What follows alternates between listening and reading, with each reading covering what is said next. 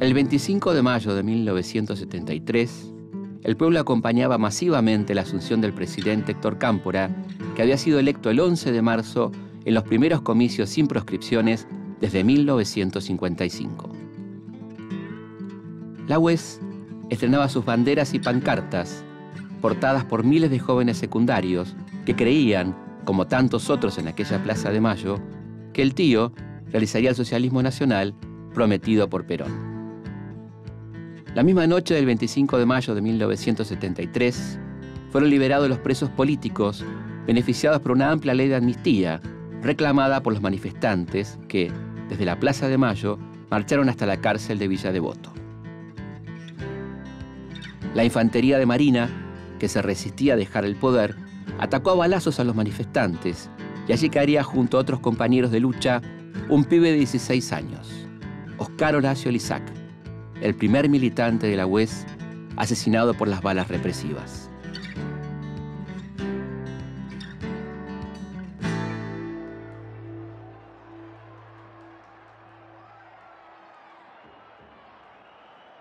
A partir de la euforia de aquel 25 de mayo, crecieron como flores los centros de estudiantes y los cuerpos de delegados que impulsaban los reclamos de los compañeros de cada escuela y unificaban las luchas con los otros colegios. A partir de la llegada de Cámpora a la presidencia, el 25 de mayo del 73, se desata una serie de procesos de cambio de autoridades en algunos colegios. En el Pellegrini las autoridades cambian al calor de la llegada de Rodolfo Puiggrosso a la intervención de la Universidad de Buenos Aires. Decía, cambia la conducción del colegio, inmediatamente se organiza un cuerpo de delegados. No un centro de estudiantes, sino un cuerpo de delegados. Cada vez que había un hecho político, había que tomar una posición que era discutida con los compañeros. Muchas veces también la UES nacional bajaba alguna línea política sobre cómo manejar las declaraciones en un conflicto y demás, pero en general nosotros elaborábamos nuestros propios materiales, para lo cual había que discutir políticamente para ponerse de acuerdo en qué era lo que íbamos a poner. Después, buscar la forma de imprimir ese material, que era todo un trabajo porque había que hacer o ir hasta una unidad básica donde podía haber un mimeógrafo o hacer las copias en el lectógrafo. Y bueno, que se tenía que secar ese material y después había que ir a volantear. Y había un ejercicio también muy constante de crítica y autocrítica. En los recreos, o sea, cargábamos volantes o obleas y se las dejábamos pegadas en los cuadernos, en las carpetas o bajo de los bancos o en el baño. Y el fin de semana alguna tarea teníamos. Remodelaciones en el propio colegio, pintarlo a todo el colegio, es decir, arreglar todos los bancos, arreglar todos los baños.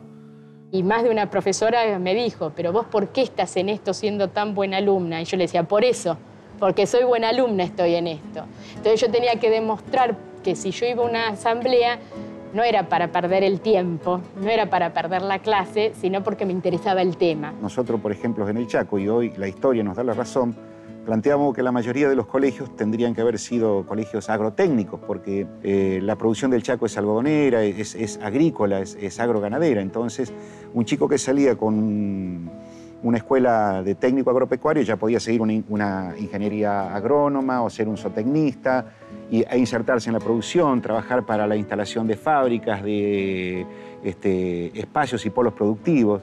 La UES tenía un semillero de chicos y chicas militantes en diferentes colegios y creció mucho a la luz, por un lado de la democracia, pero también de la jornada de trabajo voluntario, de que era el apoyo escolar.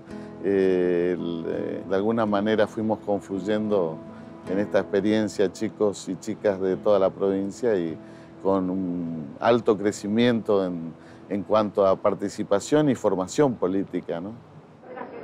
Una de las mayores fortunas en mi concepto que tiene la República Argentina en estos días es disponer de una maravillosa juventud esclarecida y valiente y patriota.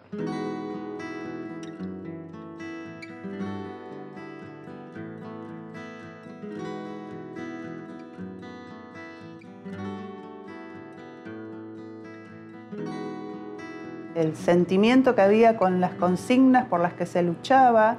Las movilizaciones más grandes del estudiantado en ese momento fueron por el medio boleto y se movilizaron miles de estudiantes. Tenían que ver con esto, con el protagonismo, con la necesidad de transformar y de garantizar que la educación sea para todos. Las entrevistas que nosotros teníamos que tener con la Junta Interdisciplinaria no las pudimos realizar y poner nuestros puntos, porque el ingeniero Vilches nos negó toda reunión dentro de los colegios. Entonces nosotros no podíamos preparar, ¿no?, una reunión, o sea, un alcance de un título sin reunirnos con las bases. Perfecto. De aquí en más, ¿ustedes hasta cuándo piensan mantener la escuela tomada? Bueno, hasta que se solucione. Incluso tenemos intimidatorias de la Policía Federal, Coordinación Federal, por medio del coche ese verde que vemos nosotros en la puerta, y además tenemos intimidatoria a nuestro director, en el cual nos dio plazo para que abandonemos el colegio.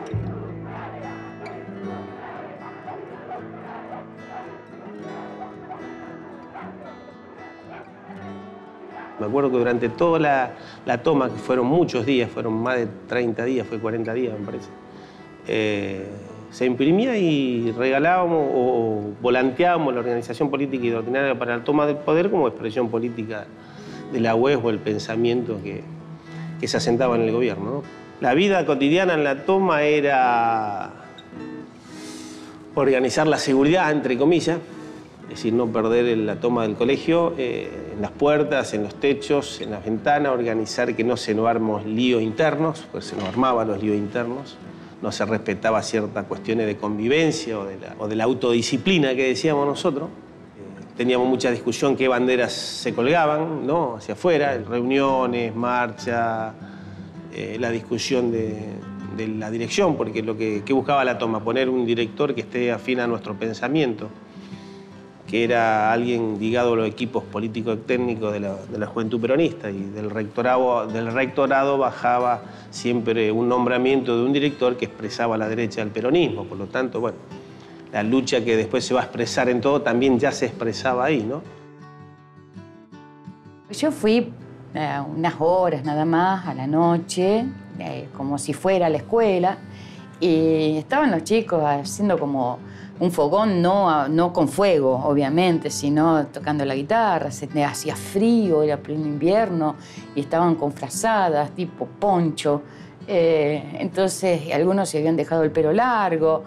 Entonces, era todo como una cosa, una mezcla entre militancia y hipismo, algo que, bueno, a cualquier adolescente le encanta. A veces nos encontramos horas discutiendo sobre alguna revolución ocurrida en un país del tercer mundo. En otras ocasiones, horas discutiendo acerca de tal o cual profesora de inglés que había cometido alguna supuesta injusticia con algún estudiante. Eso verdaderamente nos llevaba mucho tiempo y era un modo de participación muy, muy intenso, ¿no?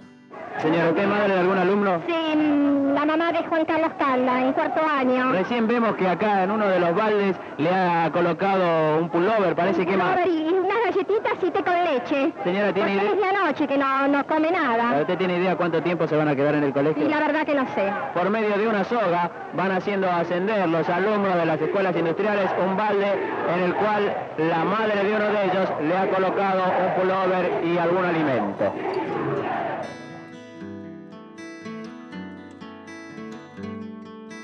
Con objetivos claros y definidos en la militancia, los chicos de la UES luchaban por cambiar la realidad del país y de los colegios, formateada por años de atraso y dictaduras.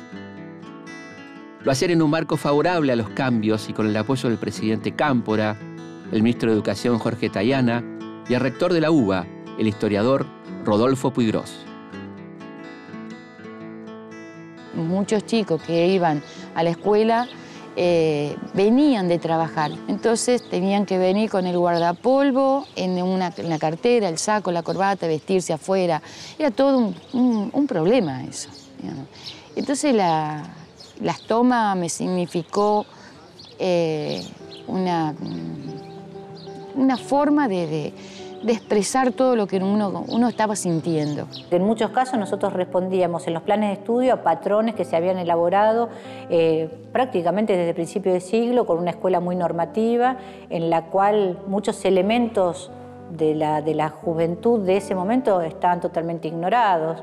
Esa era una educación muy memorística, muy rígida, muy estructurada, que no daba lugar al pensamiento crítico, a la transformación de la realidad mediante el análisis de lo que pasaba. La realidad no estaba en las escuelas. Entonces eso era algo que también nos preocupaba y nos ocupaba. Nosotros cuestionábamos mucho los contenidos que nos impartían, y una cosa que es interesante, como que pedíamos más cosas, queríamos estudiar más. Una de las luchas más importantes que teníamos es que historia continúe un poco más, que llegue a los años más actuales y que se estudie el peronismo, de los cuales estaba totalmente truncado. Así que esa era una de las grandes luchas. En las cuestiones de literatura, que se nos incorporen otros autores que no los podíamos leer. Así que era todo el despertar. O sea, no era solamente una cuestión reivindicativa. Había un fundamento político de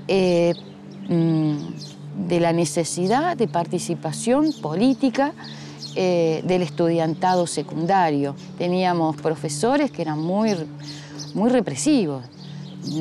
No teníamos ni voz ni voto. La necesidad era poder discutir esa negación de la palabra del estudiante. Yo siempre pensé que había que dar el ejemplo, ¿no? Que ser un militante de la UES y tener compromiso era también tener responsabilidad, y que había que ser un buen estudiante. Por eso, en general, mi recuerdo es que uno organizaba primero la tarea del estudio con todos sus horarios, cumpliendo con los horarios, y en general se destinaba la tarde o sobre todo los sábados y los domingos para esta actividad. En general los sábados y todos los sábados a la tarde eran días de actividad solidaria, y también eran días de encuentro y discusión. Eran discusiones fuertes. No solo hacíamos nuestro colegio, porque a veces cuando ya estábamos fortalecidos, los compañeros nos acercaban uniformes de otras escuelas, entrábamos a las escuelas, como Aldo Rego, como la Comercial de Morón, nos poníamos los uniformes de los pibes, nos sentábamos en el aula.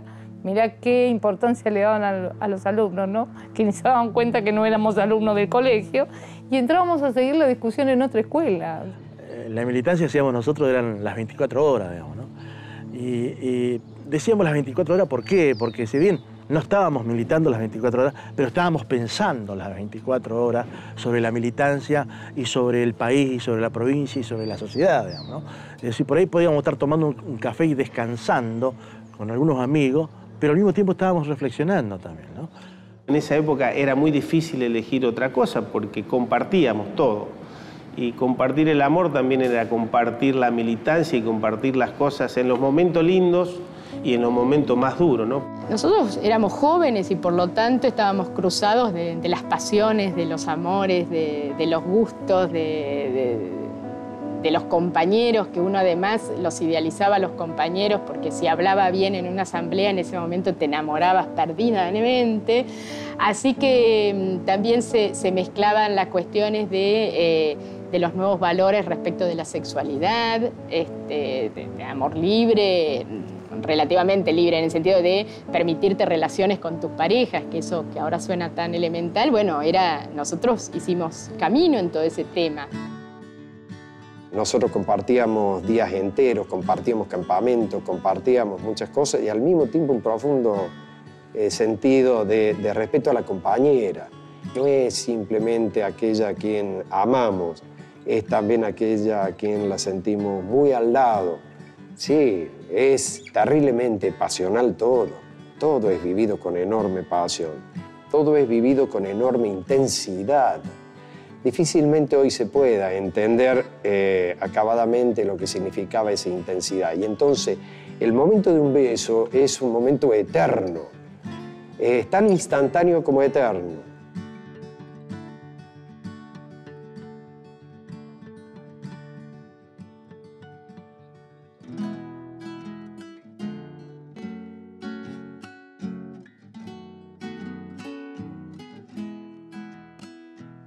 que hacíamos picnic, que veníamos al cerro, donde discutíamos política, pero estaban los fogones, las guitarreadas, los asados, los bailes que hacían los chicos en los propios colegios para recolectar fondos y para ponerse en contacto con sus otros compañeros, porque separamos la militancia de lo que era el resto de la masa estudiantil. Pero eran verdaderas jornadas de convivencia y de mucho respeto por lo que pensaba el otro compañero, por las bromas que se hacían, las bromas que nos hacíamos, pero, ¿cómo te voy a decir?, con una ilusión. Después del 73, hacíamos en clubes, por ejemplo, de básquet. Convocábamos y venía muchísima gente. Y nosotros siempre con otros carteles, los compañeros más, con más conciencia o más militancia, por ahí,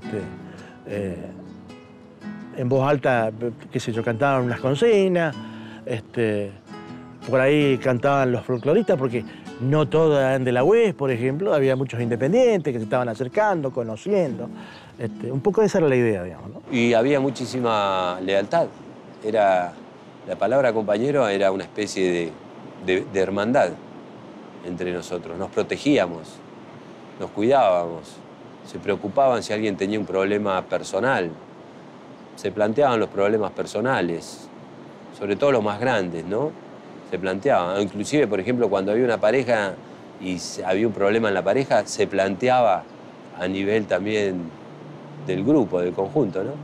A lo mejor los chicos hoy dirían del mismo palo, creo que de alguna forma expresa eso, como que te podés comunicar con todo el sentido de lo que significa la palabra comunicar, y era alguien en quien te veías, era alguien que te protegía, que te cuidaba, con quien compartías, también con quien discutías, porque no todo era homogéneo, o sea, teníamos nuestras diferencias. Era dejar la vida por el otro compañero, digamos. Nosotros estábamos decididos a morir por salvar a un compañero. Y esto fue así después, en el 76 también. Teníamos una fuerte convicción y un fuerte compromiso con un proyecto que nos iba a dar las soluciones profundas a la Argentina, de pobreza, de necesidades, en fin, de vivienda, de trabajo, que fue lo que aprendimos del peronismo, del primer y segundo gobierno de Perón, digamos. Un poco yo a los 13 años empezás a ver la realidad en muchos aspectos, otra realidad. La desigualdad, la pobreza, la marginalidad. Y uno un poco empieza a preguntárselo por qué, bueno, y la manera de... Yo me lo empecé a plantear y empecé a trabajar en el centro de estudiantes y fue el conductor, por así decirlo, al que me fue motivando en todo esto y empecé a trabajar en pos de ese ideal que se me empezaba a prender en mi cabeza, ¿no? La militancia de los chicos de la UES estaba muy lejos de limitarse a sus preocupaciones inmediatas, a la realidad de sus respectivos colegios. Se sentían parte, protagonistas de un proceso de cambio. Por eso, participaban activamente en acciones solidarias en barrios populares, villas y fábricas en conflicto. Brindaban apoyo escolar a los chicos de la primaria, abrían guarderías y ofrecían funciones de títeres los fines de semana. La militancia en la UES era hacer pintadas, era ir a pegar carteles, era ir a las movilizaciones. En ese momento era mucha movilización en la calle, mucha movilización. Y movía mucha gente, entonces siempre era como una actividad muy importante. Y mucha actividad interna, digamos, donde había que ir a mostrar fuerzas a sectores que se disputaban el espacio en el peronismo. Muchos de los compañeros de mi escuela eran trabajadores. Compañeros hacían un relevamiento de la fábrica y veía cuáles eran las situaciones de trabajo. Bueno, había mucho trabajo negro, había muchos jornales de trabajo muy extendidos, pagas insuficientes, no aportes. Tratábamos que el compañero que estaba dentro de ese lugar se mantuviera al margen. La presión la hacíamos nosotros. Bueno, nosotros preparábamos nuestras cajitas con los volantes y volanteábamos la fábrica, la pintábamos, nos quedábamos en la puerta esperando que salieran los compañeros y entregándoles volantes nuestros. O sea, siempre planteándonos de que solos no se podía, que esto era algo que íbamos a hacer entre todos.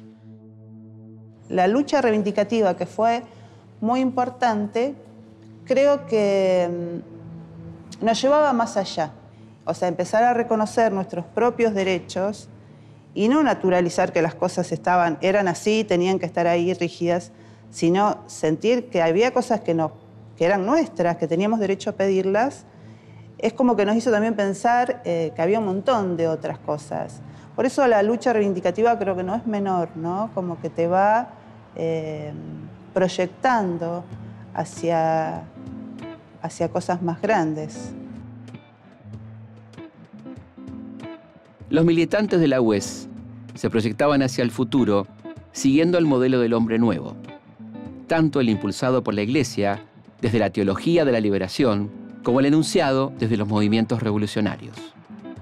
Ese hombre que renuncia a todo tipo de egoísmo para realizarse plenamente en el contacto con los otros, en la ayuda mutua, en la lucha contra la injusticia en todas sus formas y el compromiso vital con el cambio.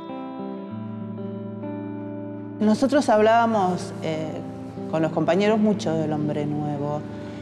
Tenía que ver con todo eso que nosotros veíamos que faltaba en el mundo, que vivimos en una sociedad donde todos vamos a estar mejor en la medida en que podamos encontrarnos y luchar por la justicia.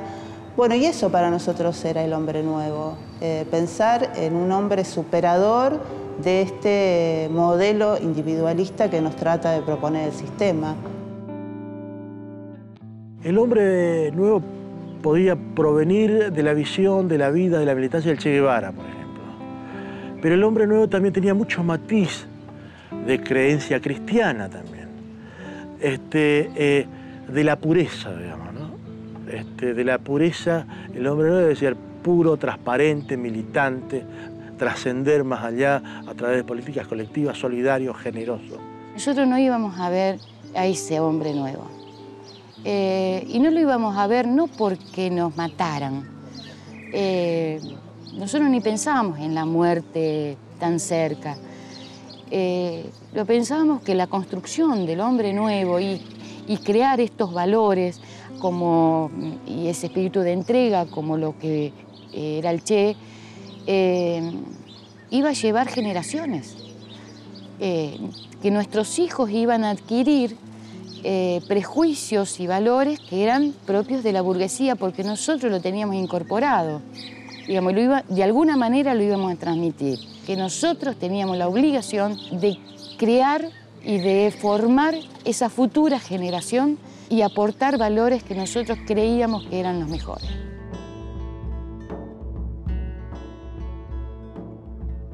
La consigna Perón vuelve, pintada tantas veces en los últimos años, seguía sin cumplirse. El viejo, como lo llamaban los sectores juveniles, seguía en España y aquí se reclamaba su presencia desde los dos grandes sectores en los que se dividía el movimiento. La derecha, que se expresaba a través de los poderosos sindicatos y la ortodoxia partidaria, lo esperaba para disciplinar a sus partidarios, poner orden y lanzar una ofensiva contra lo que llamaban los infiltrados.